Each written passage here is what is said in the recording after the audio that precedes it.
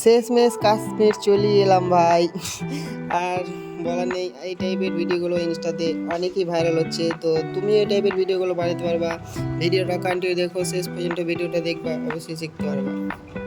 তো এই অস্থির কাজটা শেখার জন্য নিজের ফোনের গুগল প্লে স্টোরে চলে আসবা। তার জন্য একটা ছোট্ট একটা অ্যাপ্লিকেশন লাগবে। প্লে স্টোরে আসার পরে নিচে সার্চ বক্সে নিয়ে সার্চ করবা এডিটস। এডিটস বলে সার্চ করবা, বানানগুলো দেখে নেবা। এখানে দেখে দিচ্ছি, এডিটস বলে সার্চ করার পরে এখানে দেখবা একটা অ্যাপ্লিকেশন আসবে।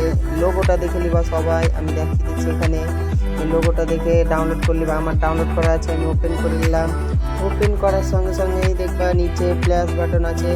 প্লেস বাটনে টাইপ করে দেখবা গ্যালারি আসবে। এখানে গ্যালারি থেকে নিজের ভিডিওটা সিলেক্ট করে নিবা, যে ভিডিওটা করবা। তো হ্যাঁ ভাই, এই ভিডিওটা যেন 10 সেকেন্ডের বেশি না হয়, কারণ 10 সেকেন্ডে এই ইফেক্টটা কাজ করবে।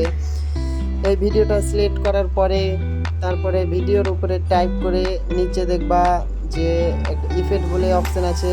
এই ইফেক্ট অপশানটাকে টিপার পরে দেখবা 4 নম্বরে যেটা আসবে স্নো বলে একটা ইফেক্ট আসবে, দেখতে পাবা। লোগো থাকবে ঠান্ডার মৌসুম, এখানে টিপে দিবা।